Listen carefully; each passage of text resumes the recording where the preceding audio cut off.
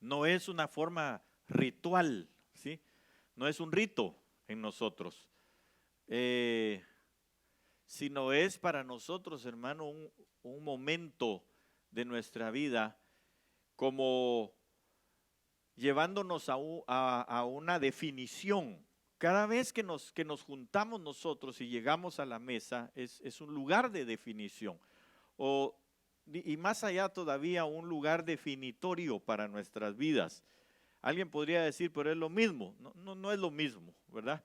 Es un momento en el que nosotros podemos, hermano, sentarnos y permitir que el Espíritu de Dios nos alumbre, que nos enseñe, que nos muestre qué tenemos que hacer, cómo tenemos que hacerlo, hacia dónde tenemos que dirigirnos. Recordaremos nosotros, hermano, y usted si puede buscar ahí en su Biblia, allá en el capítulo, me parece que es 17 de Juan, si no estoy mal, si no es en el 15, y si no, pues me ayuda a dónde está. En el momento en el que el Señor les habla a sus discípulos y les dice que vayan porque es momento de preparar, o que les digan dónde va a ser el lugar para preparar la cena del Señor, el último momento en el que Él iba a estar prácticamente con ellos, con la libertad, si podemos llamarle así, que se tenía en ese momento, ya que después de eso venía entonces el padecimiento de Cristo Jesús. Después de ese estar a la mesa, usted recordará que ellos entonces se fueron hacia el Getsemaní, y ahí, hermano, pues sucede todo lo que sucedió, y ahí llegaron prácticamente a traer al Señor Jesucristo, porque hacía momentos antes, hacía unos instantes antes, recordará usted que el Señor le dijo a Judas, ¿verdad? Lo que has de hacer es el momento de hacerlo, y hazlo pues ya, pronto, ¿verdad? Entonces se va Judas, entrega al Señor, el Iscariote, ¿verdad? Entrega al Señor, y entonces se devuelve a traerlo, ¿verdad? A buscarlo ya con pues el séquito de soldados y todo lo que a donde lo fue a entregar, ¿verdad? Al Sanedrín, etcétera. Entonces, nosotros nos damos cuenta que el estar en la mesa a nosotros nos lleva, hermano, a poder definirnos. En ese espacio del capítulo de Juan, no sé si lo encontró, pero creo yo, que Juan es el que más detalles da en cuanto a lo que sucedió en la mesa, a lo que pasó en la mesa. Y entonces nosotros nos damos cuenta que cada uno de esos detalles en la mesa nos propicia a nosotros el poder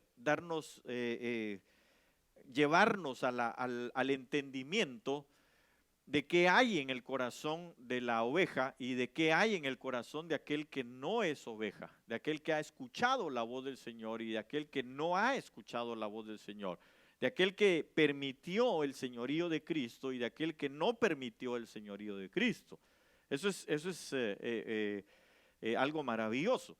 Ahí dice la palabra del Señor que el Señor les habló y les dijo, usted lo recordará perfectamente, ustedes me llaman maestro y señor y dicen bien. Si no les estaba diciendo que no lo era, pero él les dice, pero yo el señor y maestro. Entonces ahí obviamente él los definió. Ahí él marcó sus vidas, los pasó a una dimensión distinta. Amén. Pareciera tan fácil, ¿verdad? Porque él les dijo, ustedes ahorita están en la dimensión en la que me llaman maestro y señor. Y dicen bien, pero ahora los voy a pasar a la dimensión donde ustedes me conozcan como Señor, ¿verdad? Y entonces, como consecuencia, maestro.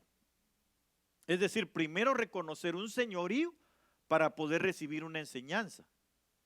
Si usted y yo no recibimos el señorío de Dios, no vamos a recibir su enseñanza.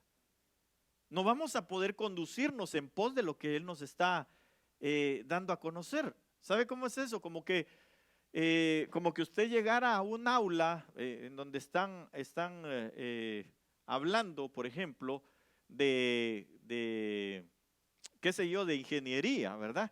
Cuando lo que usted quiere o lo que en pos de lo que usted va en la universidad es de ser doctor. Entonces, aunque usted se siente ahí, escucha aquella disertación, aquella charla, pero solo lo va a recibir como un mero conocimiento en su vida y no lo va a recibir como algo formativo en su vida. ¿Sí me doy a entender? Entonces, hermano, de igual manera, cuando nosotros nos acercamos a la mesa del Señor, se vuelve algo nada más informativo, se vuelve algo nada más, como lo que le decía al principio, como un ritual, si nosotros no recibimos la enseñanza, si nosotros no reconocemos el señorío de Cristo sobre nuestras vidas. Porque el señorío de Cristo, ¿qué es un señor? ¿Cuál sería el señorío de Cristo? ¿Hacia dónde va el señorío de Cristo? Porque si alguien dice, Él es mi Señor, ¿qué significa? Pues que está sobre de Él, ¿verdad? Y que prácticamente lo que Él dice, entonces se hace. ¿Sí me doy a entender? Entonces, el señorío de Cristo en nosotros es el que nos permite llegar a nosotros a comprender lo que la Santa Cena significa. Si no, no vamos a poderlo entender. De hecho, cuando el Señor se sienta a la mesa con los suyos, usted recordará que el apóstol Pedro, cuando le quiere lavar el Señor los pies, le dice, no, a mí no me vas a lavar los pies. Pues todo eso se estaba desarrollando alrededor de la mesa. No me estoy saliendo de curso. Entonces le dice el Señor, bueno, si no te lavo los pies, entonces no tienes parte conmigo en el reino. ¿Qué le estaba diciendo?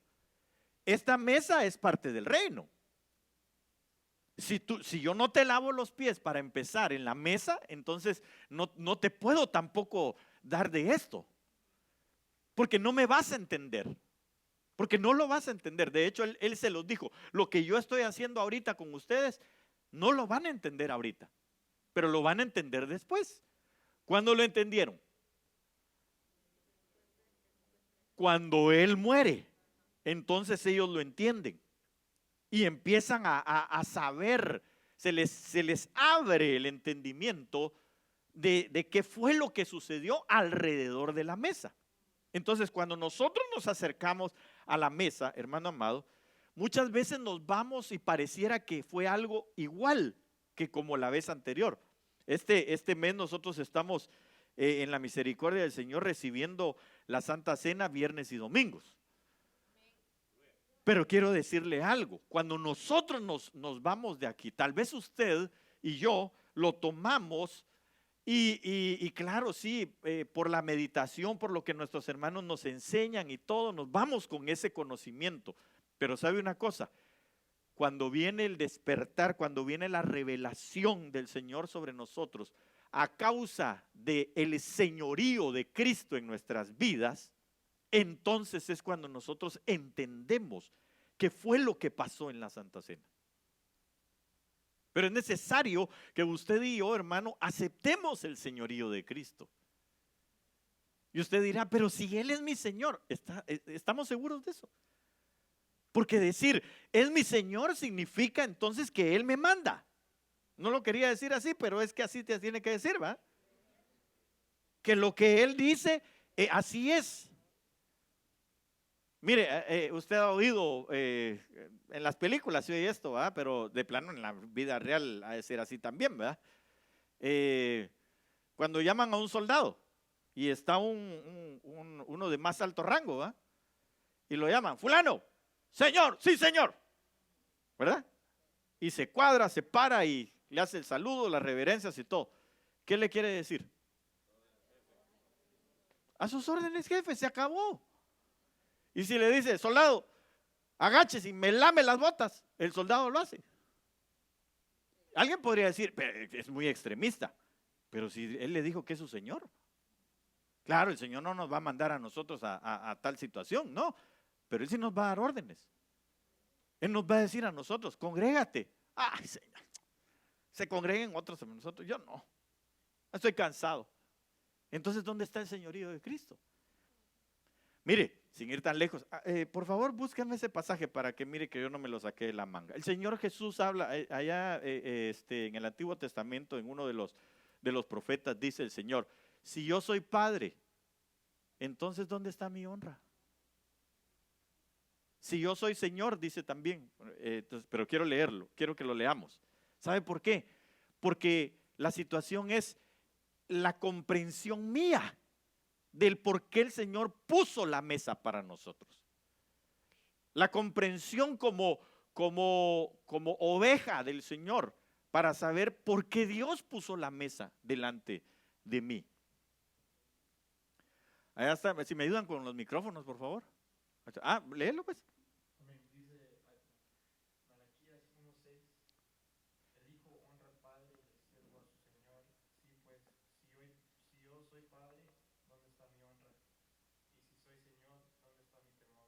¿Ya ves? ¿Ya vio? Te quería subir como en el estadio, ¿ah?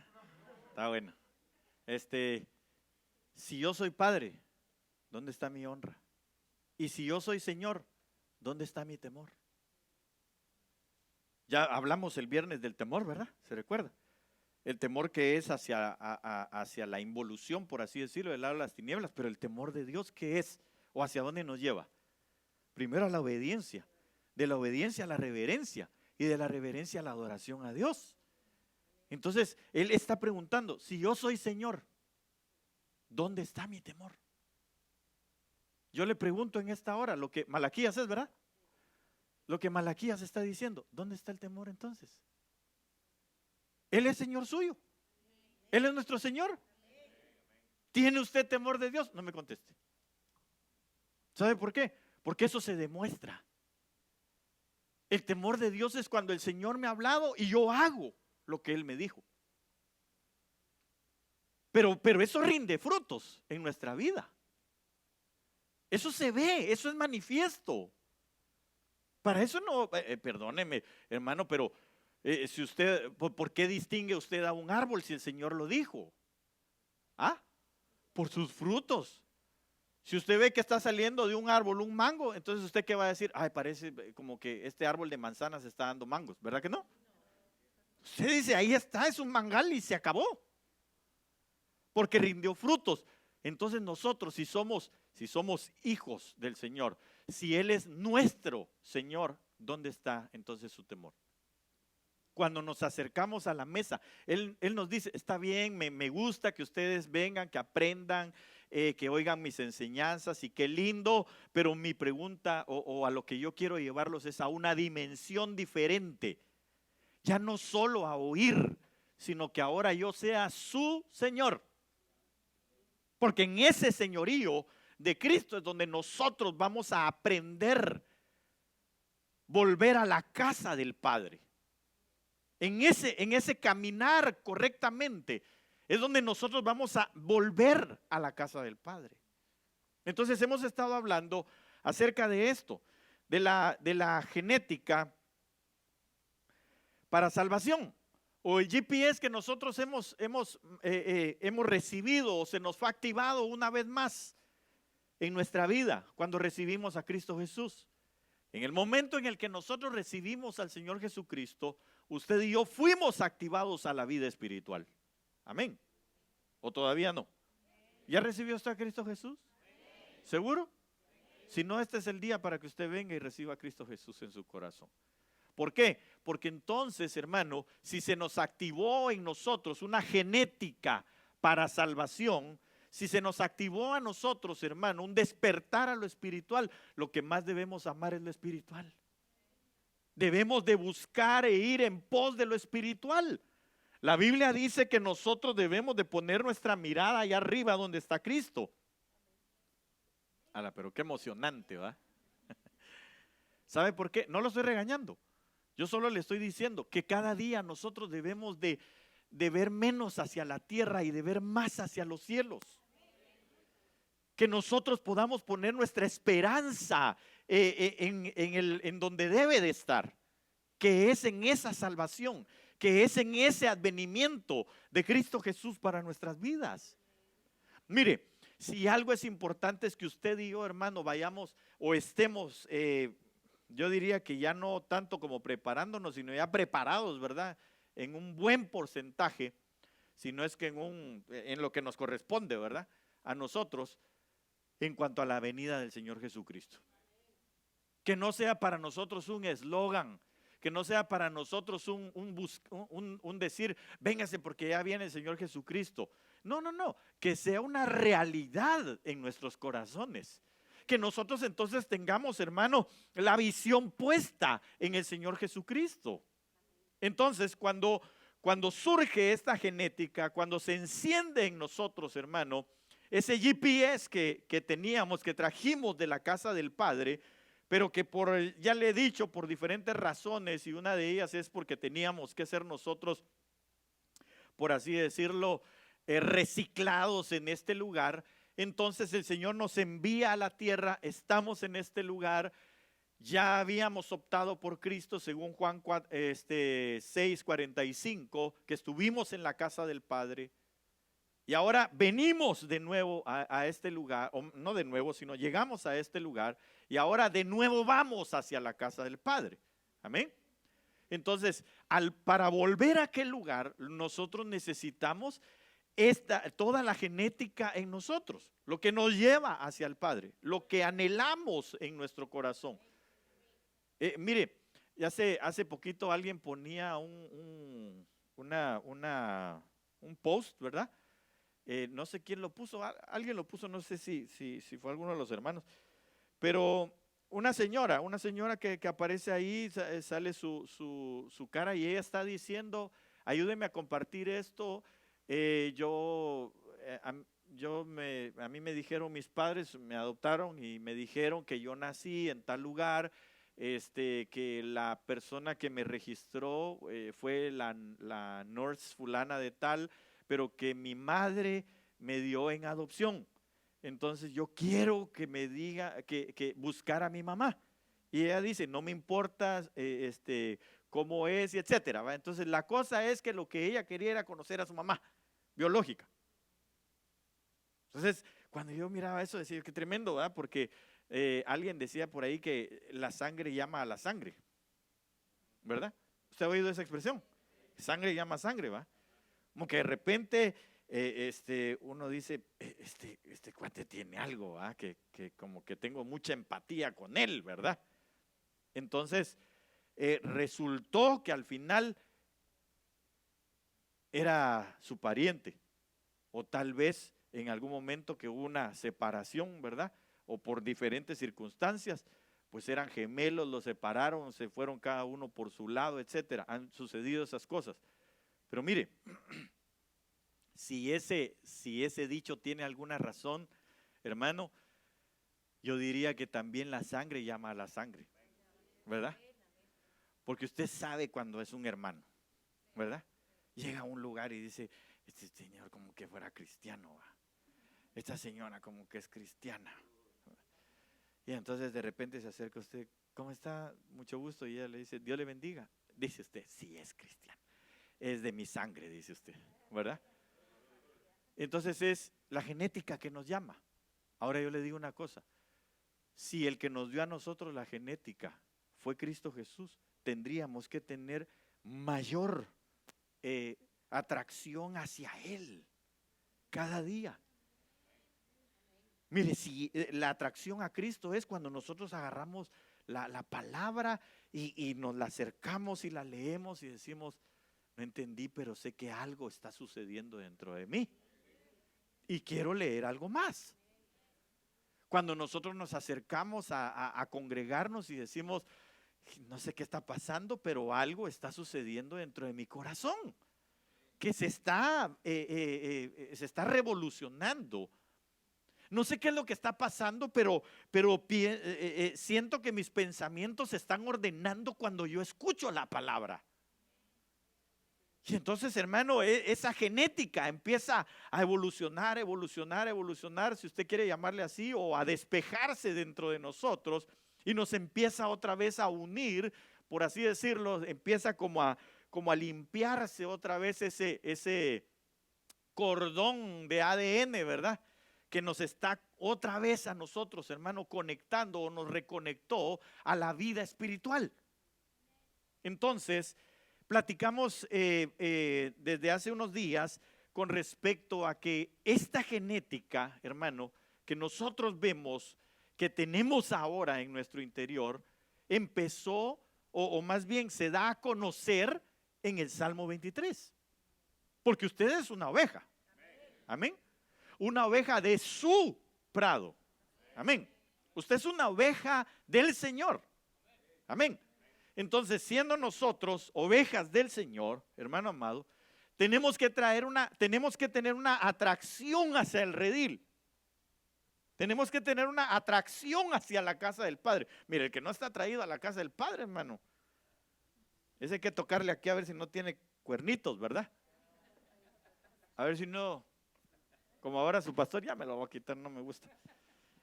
Ya le empieza a salir ahí, las orejas se le paran más que del otro lado. Ya no es colocha, sino así como media lisa, ¿verdad? Ya no es de las que todo el tiempo anda comiendo y tranquila, sino que de las que se para, brinca y todo se lo come. Es decir, es cabra, pues. Entonces, hermano, usted y yo tenemos que tener atracción hacia la casa del Padre. Y dentro de todas estas cosas, dentro de la genética que nosotros hemos visto, hemos hablado de lo que es el Señor para nosotros, amén. Conocer al Señor, lo que nos despierta a nosotros, el amar, el desear al Señor en nuestras vidas. Eso es parte de nuestra genética, a los que habremos de volver a la casa del Padre. Hablamos también sobre los pastos verdes, hablamos también sobre el ser guiados, el ser restaurados en el alma, el ser restauradores también. Hablamos sobre el valle de la sombra y de la muerte, ¿se recuerda? Eso fue el viernes. Ok, entonces ahora quiero platicar con usted con respecto a este pasaje. Salmo capítulo 23, verso 5. Dice la palabra del Señor: tú preparas mesa delante de mí, en presencia de mis enemigos. Has ungido mi cabeza con aceite, mi copa está rebosando. Ok, yo sé que es un salmo que usted se sabe, pero ¿sabe una cosa? Cuando está hablando de esto, y quiero que lo analicemos un poquito, al hablar de la mesa, el Señor habla hay muchas mesas que se mencionan dentro de la palabra. Pero de todas maneras, yo llego a entender algo. Al final de todo es la mesa en diferentes facetas. Es la misma mesa del Señor, pues a eso me refiero, ¿verdad? Porque también hay una mesa de los demonios, pero eso también tiene sus facetas. Pero cuando voy a la mesa del Señor, entiendo que esta tiene facetas. Y una de las facetas que nosotros tenemos que ver es la faceta de la preparación de la mesa en presencia de los enemigos nuestros. ¿Acaso no hubo una preparación en presencia del enemigo del Señor también a la hora de la mesa? Sí, lo estábamos hablando hace un momento. El Señor les dijo a sus discípulos, y eso me llama a mí la atención muchísimo, porque mire, una de las cosas es que le voy a hablar un poquito de la preparación de la mesa, ¿sí? ¿Cómo se llega a preparar la mesa? O cuáles son las cosas previas que nos llevan a nosotros hasta la mesa. Entonces, para eso yo quisiera que usted me buscara ahí mismo en Juan, donde estaba, me parece que eso, si no es en Lucas, donde el Señor les dice, ya es el tiempo. Entonces vayan ustedes y van a ir a la ciudad, y ahí en la ciudad entonces ustedes van a encontrar, les dice, a un hombre que tiene un cántaro, a un hombre que tiene un cántaro. Y ustedes lo van a seguir a él. Y él les va a enseñar, los va a llevar a la casa del dueño, porque él les va a enseñar el lugar donde van a preparar la mesa. ¿Lo tiene? Va, leámoslo por favor, si lo tiene ahí. Un momentito. Solo porque quiero llevarlo a esto. Estamos hablando de la genética. Mire cómo se despierta la genética en la mesa o hacia la mesa. Leámoslo. Y vino el día de los ázimos, en el cual era necesario matar la Pascua. Y envió a Pedro y a Juan diciéndoles: id, aparejadnos la Pascua para que comamos. Y ellos dijeron: ¿dónde quieres que aparejemos? Y él dijo: he aquí, cuando entréis en la ciudad, os encontrará un hombre que lleva un cántaro de agua. Seguidle hasta la casa donde entrareis, y decid al padre de la familia de la casa: el maestro te dice, ¿dónde está el aposento donde tengo de comer la Pascua con mis discípulos? Amén. Paremos ahí un momentito. Bueno, entonces, dése cuenta. Hagamos una panorámica de esto. Dice la palabra del Señor que le habla y les dice a sus discípulos: vayan a la ciudad. Y ahí van a encontrar un hombre de cántaro. Un hombre del cántaro no era el dueño del lugar, sino era un siervo del padre de familia. Porque ahí está muy claro en decirlo. Entonces, para empezar, para preparar una mesa, tiene que haber un siervo, un ministro, que lleve cántaro. Al decir que lleve cántaro, no era regular que las mujeres, que los hombres llevaran un cántaro, no era usual. Lo hacían por determinadas situaciones. Entonces, era fácil notar dónde estaba el hombre del cántaro, ¿sí? En medio de todas las mujeres que iban con su cántaro. Entonces, tenemos que ver que tiene que haber una preparación, así que lo que hay que seguir es un ministro verdadero. Por favor, no me malinterprete, yo no estoy echándome flores, para nada. Yo lo único que quiero es que usted discierna, ¿sí? Que usted y yo discernamos, porque al fin y al cabo yo también tengo un ministro que me guía. Amén. Entonces, entiendo yo que la revelación en la mesa viene cuando yo sigo al siervo, oiga bien, al siervo, no al que se cree dueño, no al que piensa que es dueño, sino al que les está diciendo: yo aquí llevo agua, tengo agua para ustedes. Sacia su sed con la enseñanza. Entonces, esa es parte de la preparación de la mesa. Entonces, como nuestra genética es que nosotros vayamos en pos de la casa del Padre, al preparar la mesa, usted y yo debemos de buscar en nuestra vida un ministro al cual seguir hacia la casa del Padre donde se va a preparar la mesa, del padre de familia. Y entonces ahí vamos a encontrar el lugar exacto para poder tomar nosotros la Santa Cena. Digo esto, hermano, porque lastimosamente, lo digo con tristeza en mi corazón, en la actualidad, la iglesia, o gran parte de la iglesia, no va a la mesa del Señor. No tiene ¿cómo podríamos decir? Porque no es una costumbre, ¿va? Pero no tiene la enseñanza. ¿Cómo?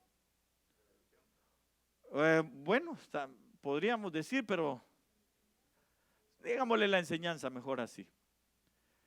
No se acercan a la mesa del Señor. Yo estaba en algún momento escuchando, ¿verdad?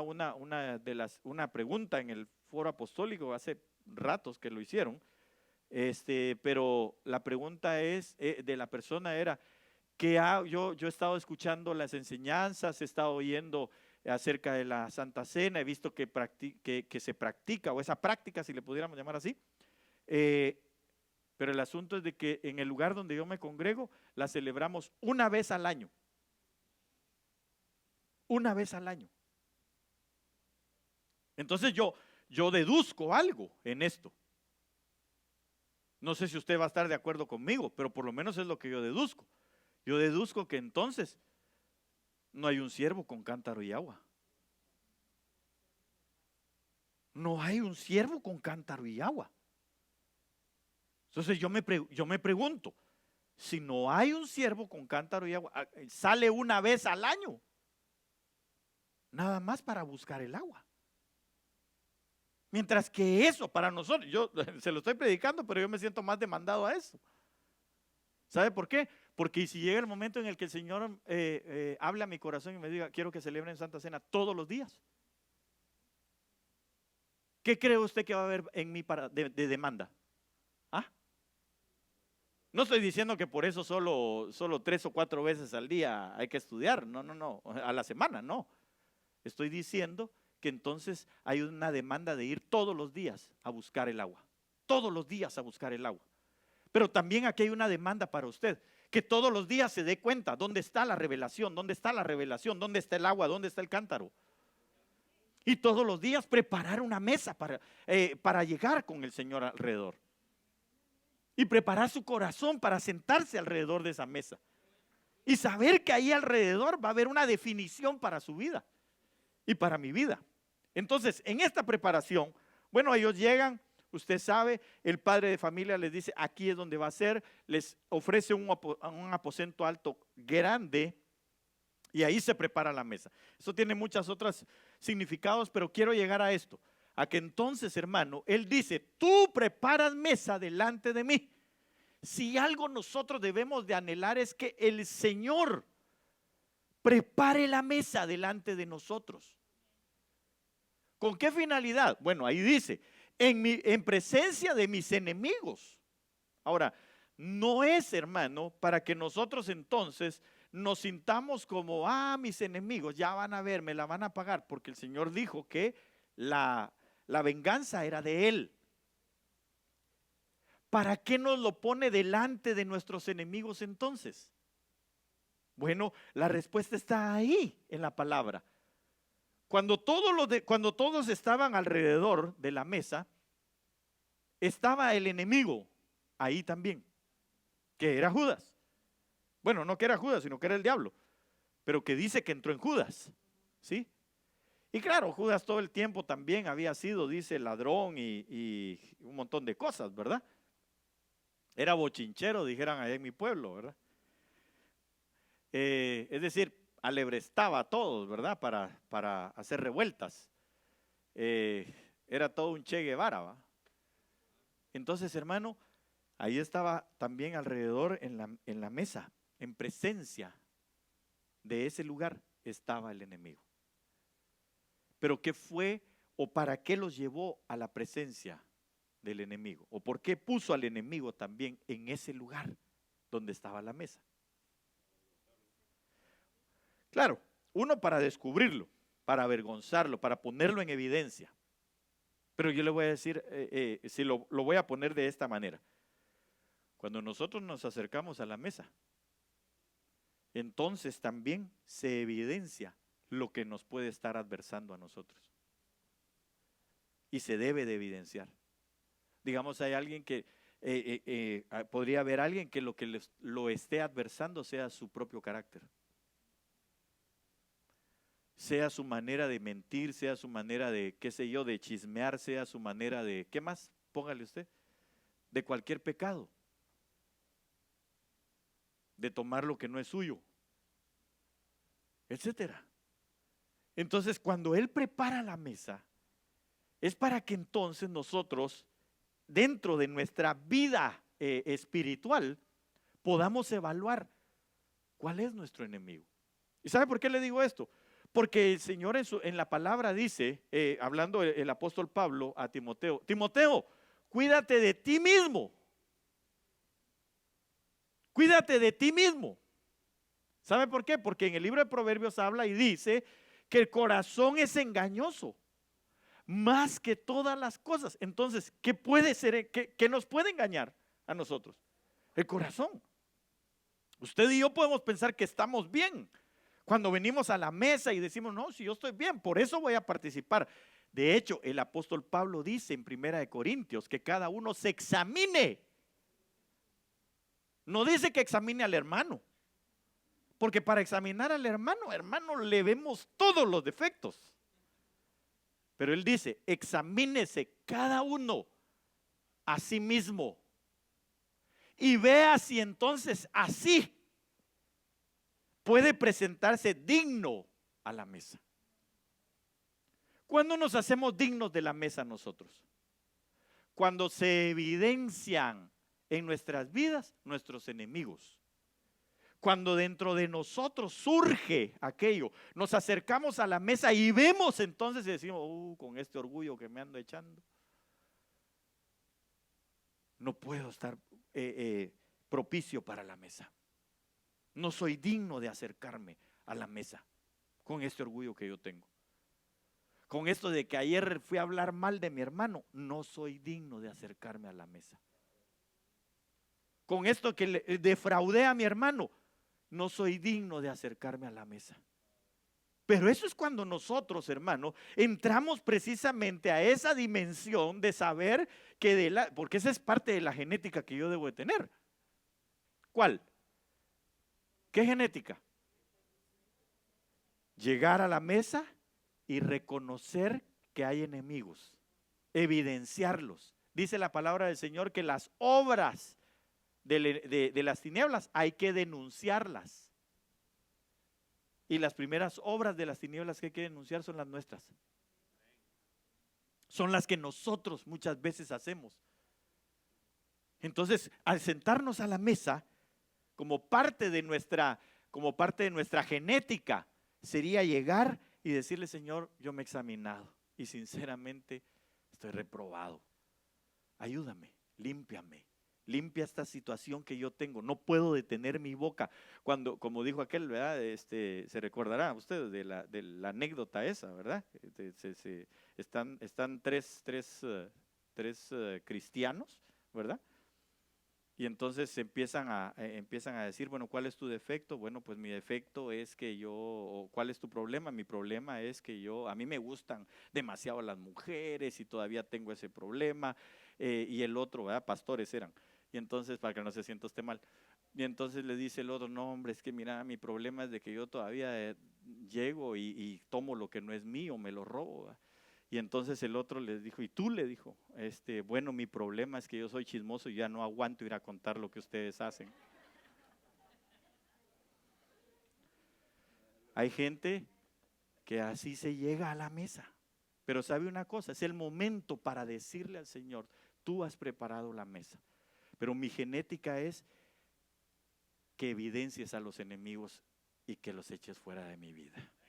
Para yo entonces ser digno. Porque ahí lo dice, mire, acto seguido, ¿qué sucede? Acto seguido, ¿qué sucede? Ahí está la cosa. Has ungido mi cabeza con aceite. Pero lo primero es, yo me acerco a la mesa para que se evidencien mis enemigos, para que sean evidenciados de mí los problemas que yo tengo. Y entonces pasar de la enseñanza de mi Señor al señorío de Él sobre mi vida. No sé si estoy siendo claro en lo que le estoy diciendo. ¿Cómo va a llegar a nosotros, hermano, el desatar de ese ungimiento con aceite sobre nuestras vidas? Y claro, yo lo estoy viendo desde un ángulo distinto al que en otras ocasiones hemos hablado. Yo sé que el aceite se echa sobre la oveja, precisamente para que no se le vuelvan a parar otra vez las moscas, ¿verdad? Y le dejen ahí las larvas y las vuelvan locas. Entonces, ¿qué tiene que ver con esto que le estoy diciendo? Entonces, el asunto es que cuando yo llego delante de la mesa del Señor, debo de ir para que haya sobre mí un dejar las enseñanzas solamente y pasar a la práctica de las enseñanzas que el Señor me ha dado. Si no, entonces solo lo estoy haciendo como, bueno, ya vine, ya tomé el pan, el vino y me voy. Y a ver qué Dios hace. No, sí, Dios puede hacer muchas cosas, pero como es por fe, entonces usted y yo, ahí es donde tenemos que desatarnos en nuestra fe. Si nosotros no actuamos, hermano, si nosotros no hacemos, Sí, ok, vino el ungimiento porque nosotros llegamos, pedimos perdón, el Señor nos perdona, el Señor nos levanta, el Señor nos restaura, el Señor nos pone otra vez firmes en la mesa y continuamos. Pero viene después de eso, nos unge nuestra cabeza para no volver a tener esos problemas, porque los problemas son en la mente precisamente, ¿verdad? Aquí están, en nuestros pensamientos. Por eso la oveja se unge aquí y en la parte de la nariz. Ahí se le echa el aceite. Entonces, hermano, nos damos cuenta que el Señor después de la mesa, terminando la mesa, nos unge a nosotros. Y una vez ungidos, entonces usted se va de aquí, gloria a Dios, derrame mis lágrimas, derrame mi vida, Señor, te doy gracias. Usted sale contento, usted se va nice, ¿verdad? Aquí siente así que va como flotando en los aires. Usted dice, gloria a Dios. Ya el Señor perdonó mis pecados, ya me voy tranquilo, yo sé que el Señor tuvo misericordia. Y se va y lleva el aceite, la unción del Espíritu. Pero sabe una cosa, hay que mantenerla. Hay que mantenerse en ello. Porque si no, entonces va a volver otra vez la mosca. Y usted dirá, ¿y eso de la mosca qué onda? ¿Va a quedar lica que salió hace años? No. No. Le estoy hablando de que la Biblia dice que Belcebú, y esa fue una de las cosas por las que el Señor dijo que la blasfemia contra el Espíritu Santo no tendría perdón ni en este siglo ni en el venidero. Porque lo que hicieron fue la comparativa del poder de Dios con respecto a la de Belcebú. Baal-Zebú o Belcebú lo que significa es el dios de las moscas o el rey de las moscas, que representan precisamente espíritus inmundos, demonios, etcétera. Entonces, ¿qué va a tratar otra vez el enemigo cuando nosotros salimos de delante de la mesa? Enviar otra vez moscas.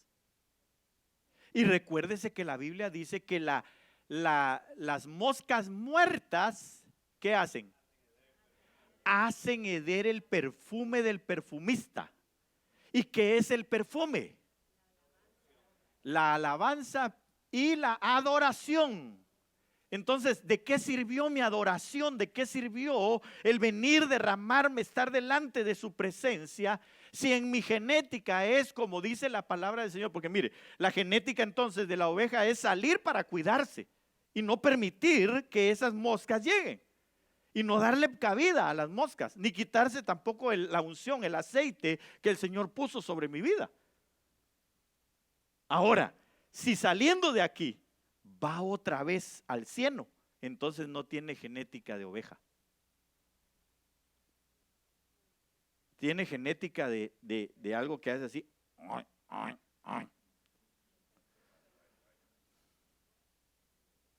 Algo más gordo, sin pelo, ¿verdad?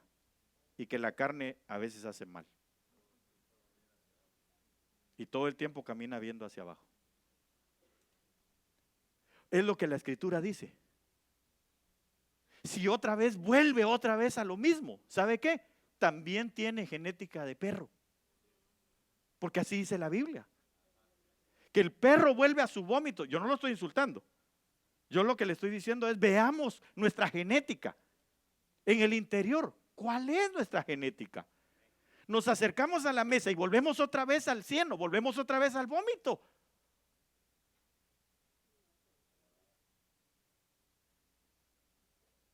La cosa no es genética, entonces, para volver a la casa del Padre. No nos estamos preparando para su venida. Solo nos estamos preparando para seguir ahí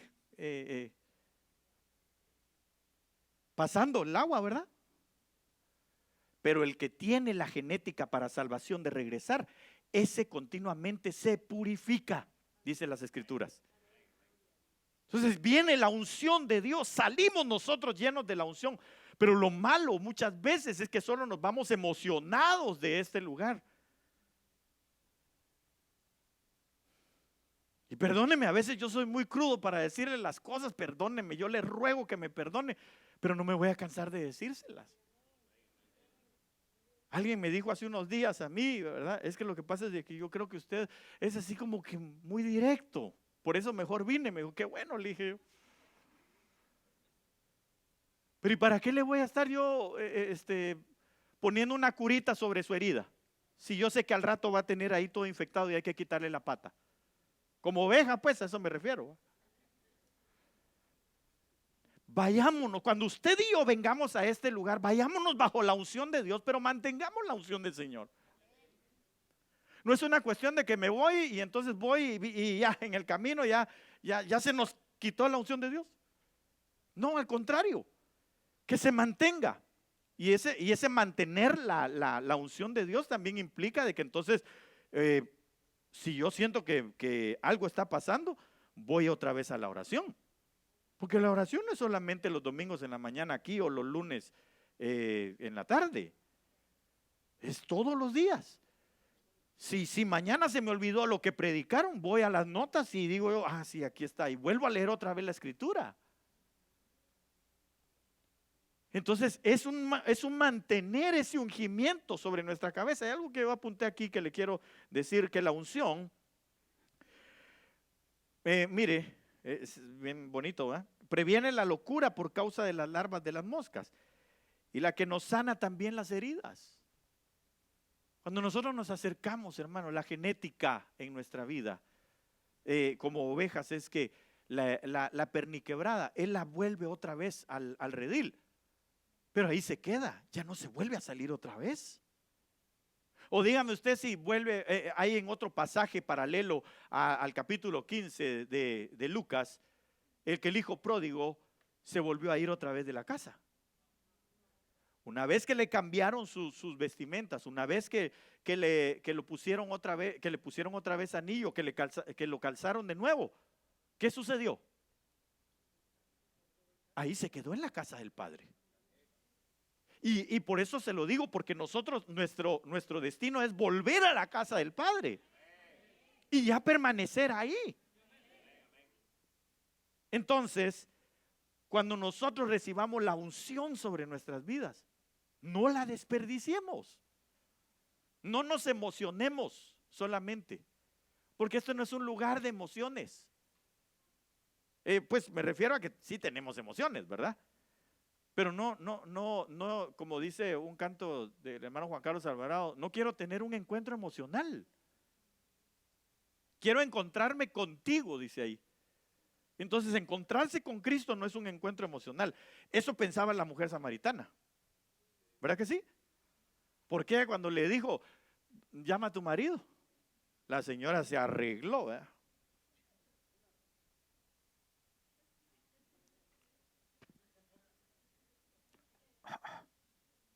No tengo marido. Bien has dicho, le dijo el Señor. De todo lo que me has dicho, solo esto has dicho con verdad. Y la bajó de la moto. Pero ¿sabe por qué? Porque ella quería solo otro encuentro emotivo, otro encuentro emocional, otro encuentro para su alma. 5 maridos y el que tenía no era de ella. Entonces, ¿qué estaba buscando? ¿Otro? Eso era lo que andaba buscando, otro. Porque solo quería llenar el vacío de su alma, que no se puede llenar con algo físico.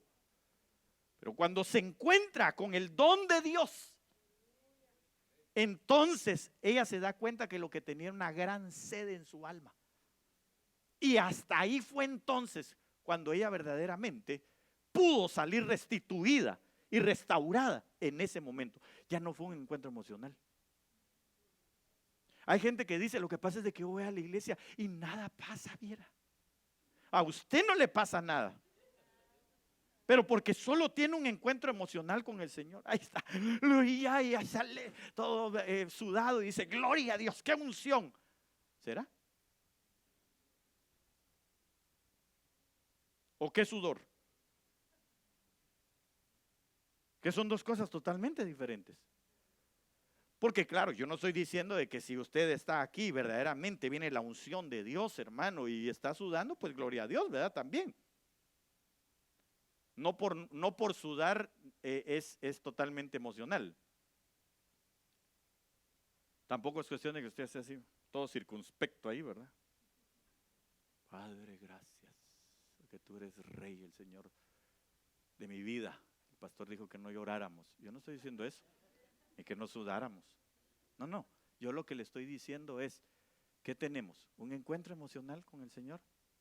o tenemos un encuentro verdadero con Dios. La unción entonces me mantiene, y dice ahí, mire, has ungido mi cabeza con aceite. Ahora sí dice, y mi copa, ¿cómo está? Rebosando. Mi copa está rebosando. ¿Qué es que está rebosando? ¿Ah? ¿Qué se está? Mira, es suficiente todo el tiempo, está fluyendo, fluyendo, fluyendo. El Señor Jesús lo dijo, dice la palabra que Él se paró el último día de la fiesta y dijo, todo el que tenga hambre y sed, que venga y beba. Y de su interior correrán ríos de agua viva. Hablando del Espíritu Santo, dice después. Entonces, ¿qué es lo que nosotros debemos de mantener? La llenura del Espíritu Santo. Eso es genética para nosotros. Esa es genética de la oveja que vuelve a la casa del Padre. El que todo el tiempo, mire, yo le voy a decir una cosa, no se vaya a molestar conmigo, por favor. Amén. Y si no, entonces nos arreglamos después cuando termine el culto. Mire, hay gente que con tal de no recibir, todo el tiempo anda viendo a ver en qué sirve, entre comillas, dentro de la iglesia. Entonces allá, si no está aquí, y de repente está aquí, va, ya está. Y necesitamos una persona allá en el área de niños, yo voy. Y por favor, no me malinterprete. Eso no quiere decir que usted sea servicial, que lindo, se lo agradezco, lo bendigo en el nombre de Jesús. Eso tampoco quiere decir que usted deje de servir, como el pastor dijo que había que tener un encuentro no emocional con el Señor, ya no sirvo. No, porque entonces ya no sirve. Yo lo que le estoy diciendo es que nosotros no nos escudemos en un supuesto servicio al Señor para no recibir, para no darle a Él nuestra vida y recibir de Él esa unción sobre nosotros. Porque muchas veces, ¿sabe qué escondemos? A nuestros enemigos. El no acercarnos a la mesa del Señor esconde muchas veces a nuestros enemigos. No, pero ¿cómo voy a tomar yo la cena del Señor con este montón de enemigos que cargo aquí adentro? Que son mis amigos los enemigos. ¿Cómo los voy a deponer yo? ¿Cómo los voy a evidenciar en este momento? Que mi copa esté rebosando. Cuando usted no le toque servir, hermano, gócese, métase con el Señor, deje que la unción se derrame sobre usted.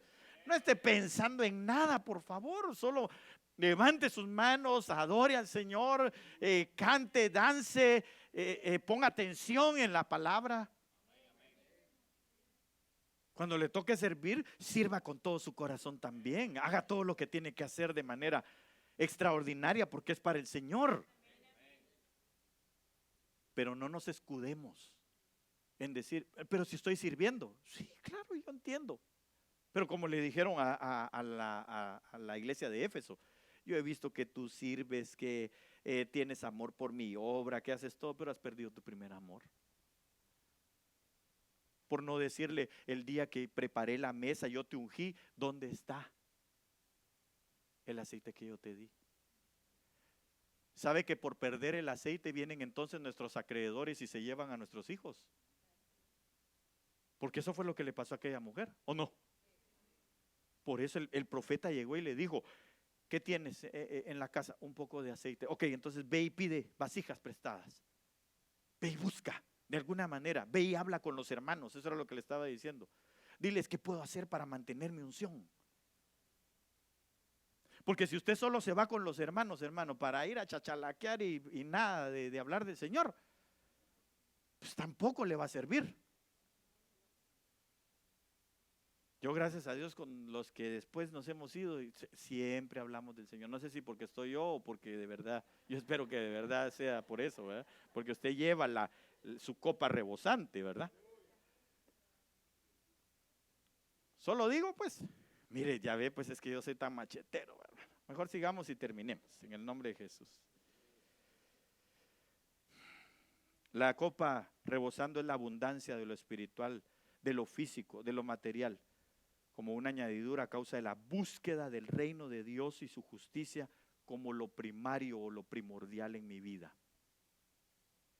Así que usted y yo, ese rebosar de la copa en nosotros debe de mantenerse. Y voy a concluir con esta parte, mire. Qué lindo. Ciertamente, diga conmigo, ciertamente. Esa palabra ciertamente es verdaderamente. Esa palabra ciertamente quiere decir con seguridad. Oiga eso.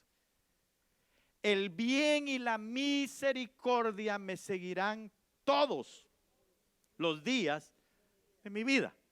Pero cuando usted busca la palabra vida ahí, no es la palabra bios, sino es la palabra zoe o sao. ¿Qué quiere decir eso? Entonces, ciertamente el bien y la misericordia me van a seguir todos los días de mi vida espiritual. Porque por ese bien y esa misericordia de Dios es que nosotros tenemos una esperanza de vida eterna. Por ese bien y esa misericordia es que usted y yo tenemos una esperanza de resurrección en caso nos toque a nosotros entregar los tenis en este lugar. Usted y yo, mire hermano, dice el apóstol Pablo que vana sería nuestra predicación y seríamos, hermanos, los más dignos de lástima si Cristo no hubiese resucitado. Entonces, ¿cómo vamos a hacer nosotros para que veamos el bien y la misericordia del Señor todos los días de nuestra vida espiritual? Cuando la genética de Dios en nosotros nos haga ver que la resurrección es algo real. Cuando en nosotros esté la seguridad de que si vivimos, para Él vivimos, y de que si morimos, para Él morimos. Sea que vivamos o que muramos, del Señor nosotros somos. Pero tiene que haber una certeza en nuestro corazón. Cuando entra esa certeza a nuestro corazón, entonces cada día le vamos perdiendo más y más el miedo a la muerte. Y entonces nosotros vamos diciendo, no, es que lo que pasa es de que la muerte fue sorbida en victoria. Y la muerte puede hacer que cuando se lleva a uno, hermano, no dije a usted, a uno, ¿verdad? Si le tocó, la muerte puede decir, ya me llevé a este. Pero ¿sabe qué? El Señor le dice, no, si este durmiendo está, ya ahorita voy a regresar por él y lo voy a levantar. Porque muerte, yo seré tu muerte. ¿Dónde está, oh muerte, tu aguijón? ¿Y dónde, oh sepulcro, tu victoria? Le dijo el Señor. Entonces es lo mismo para usted y para mí. Genética de oveja, le empiezo a perder el temor a la muerte. Y empiezo a amar la vida. Cada día. ¿Y qué va a pasar al final? Y en la casa del Señor, del YHWH, del impronunciable nombre, del que yo conocí en el verso número 1. Entonces me voy a encontrar con Él al final, en el verso 6. En 6 versículos que significan número de hombre, está contenida la vida de aquel hombre que ha reconocido a Cristo Jesús para volver a la casa del Padre y vivir ahí para siempre, por largos días, eternamente. Solo aquel que anhela la casa del Padre tiene genética de oveja, tiene genética de hijo para volver a la casa del Padre. Póngase de pie en esta hora.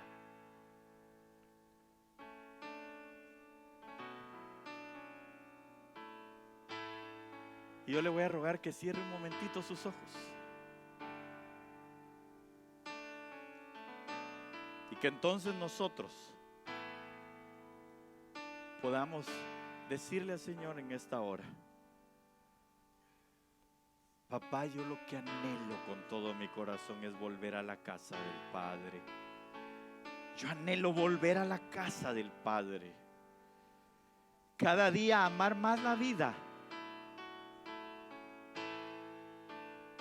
El Señor se lo dijo a aquellos fariseos: vosotros escudriñáis las Escrituras, buscando a ver si encuentran ahí la vida eterna, que de hecho ahí estaba, solo que se había personificado delante de ellos. Pero ¿sabe una cosa? Cuando nosotros nos acercamos a la palabra, entonces nosotros vamos cada día amando más y más la vida. Y nos va dando más y más vida, el espíritu de vida. Y por eso la genética nuestra es de volver a la casa de la vida, si nosotros lo podemos ver así. Porque Dios es vida eterna. Tener la convicción de que si morimos, al menos físicamente, nosotros vamos a resucitar, vamos a ser resucitados, vamos a ser levantados. Porque ya el Señor consumió a la muerte y ahora es su muerte. Ya el Señor tuvo victoria sobre el sepulcro, porque a los suyos, los que estamos marcados con esta genética de Dios, aunque estemos muertos, resucitaremos, porque los muertos en Cristo resucitarán primero. Así que amemos cada día más su venida, porque entonces estaremos con Él para siempre en la casa del Padre. Todo aquel que lo anhela, todo aquel que lo desea, tiene genética para salvación en su vida. Su GPS está actualizado. Padre, en el nombre poderoso de Jesús, en esta hora te damos gracias, Señor bendito, porque sabemos, Señor, que tú nos has acercado a la mesa, Señor. Tú nos has puesto la mesa para que nosotros podamos, Señor, decirte a ti que extirpes, Señor, de en medio nuestro todos los adversarios. En el nombre de Jesús, Señor, que todas aquellas cosas que hemos nosotros, Señor, escondido, que no te agradan, Señor, sean expuestas y sacadas, Señor. Que nosotros hoy podamos, Señor, en el nombre de Jesús, pasar, Señor, de la dimensión, Señor, de tu enseñanza, de tu magisterio, a la dimensión de tu señorío, para entender entonces todas las enseñanzas que nos has declarado. En el nombre poderoso de Jesús, que al salir de este lugar, Señor, vayamos con la convicción de la revelación de la mesa para nosotros. Que al salir de este lugar vayamos, Señor, bajo la unción, no con un encuentro emocional, sino con una verdad en nuestra vida, con un habernos encontrado contigo, Señor, y estar delante de tu presencia. Y por ello ser demandados a tener nuestra copa rebosando, dándole a tu Espíritu Santo, Señor, todo el espacio, toda nuestra vida, Señor, toda la gloria, toda la honra, que fluya continuamente dentro de nosotros, Señor amado, tu Espíritu Santo. Que podamos ser llenos de continuo, Señor, en el nombre de Jesús. Que esa llenura de tu Espíritu venga sobre nosotros y que nos haga permanecer, Señor, y nos haga a nosotros amar cada vez más el volver a la casa del Padre. En el nombre poderoso de Jesús, Señor. Que el bien y la misericordia nos persigan, Señor, todos los días en nuestra vida espiritual. Que todos los días busquemos primeramente el reino de Dios y su justicia, para que todo lo demás, Señor, que nos va a servir, Señor, mientras estemos vivos en esta tierra, mientras se cumplen nuestros días en esta tierra, Señor, venga por añadidura y que no nos ocupemos ni nos preocupemos de ello, sino que estemos confiados en la vida, Señor, en la vida eterna. Que confiemos en lo que tú ya hiciste y que nuestro anhelo, nuestros ojos estén puestos en Cristo, en las cosas de arriba donde está Cristo sentado, para vivir con Él para siempre. Porque su promesa fue: yo me voy a preparar morada para vosotros, para que donde yo estoy, vosotros también estéis, dice la palabra. En el nombre de Jesús.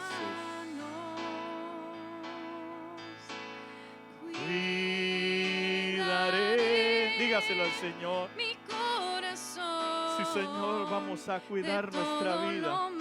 Vamos a exponernos, Señor, delante de tu mesa, Señor, todos los días de nuestra vida.